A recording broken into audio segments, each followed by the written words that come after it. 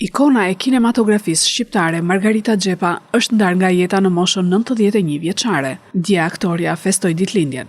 Margarita Xhepa u lind më 2 prill të vitit 1934 në qytetin e Lushnjës, prej ku nisi dhe hapat e para drejt karrierës së saj. Nderi i kombit është titulli me të cilën është vlerësuar aktoria e madhe, që është dhe nderi i qytetit tonë. Një nga zonjat e mëdha të teatrit dhe filmit shqiptar që ka skalitur memorien e publikut shqiptar me role brillante që prej fillimit të saj. Numëron 182 role, mes të cilave 32 në kinematografi dhe 150 në skenën e teatrit. Nga viti 1950 u aktivizua në teatrin popullor, sot teatri kombëtar, dhe njëkohësisht studioi në Liceun Artistik Dega e Dramës. Ka krijuar mbi 150 role në teatr, midis të cilëve mund të përmendim Majlindën tek filmi Majlinda, Dafina tek Lumi i vdekur, Filja tek Cuca e maleve, Zonja Mom tek Kush e solli dorën tinën, Nëna tek Përballë vetes.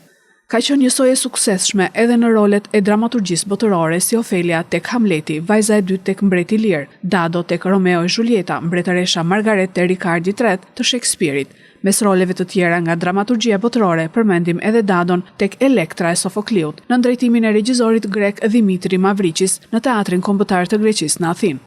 Veç roleve në teatr ka realizuar edhe 32 role në kinematografi. Vitet e para, Gjurmët, Dimri i fundit, Tokë e përgjakur, Një djalë dhe një vajzë, Apasionata, General Gramafoni rreth kujtesës, Vitet e pritjes, Dora e ngrohtë, Gurët e shtëpisime, Pranvera s'erdhi vetëm, Koncert në vitin 1936 e Diela e fundit, I dashur armik.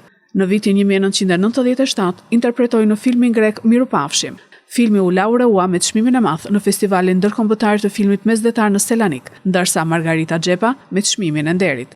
Ministria e Ekonomisë, Kulturës dhe Inovacionit ka njoftuar se homazhet në nder të ikonës së kinematografisë dhe teatrit shqiptar Margarita Xhepa do të mbahen nesër më datë 4 prill në orën 10 deri në orën 1 në Hollin e Teatrit Kombëtar të Operës dhe Baletit.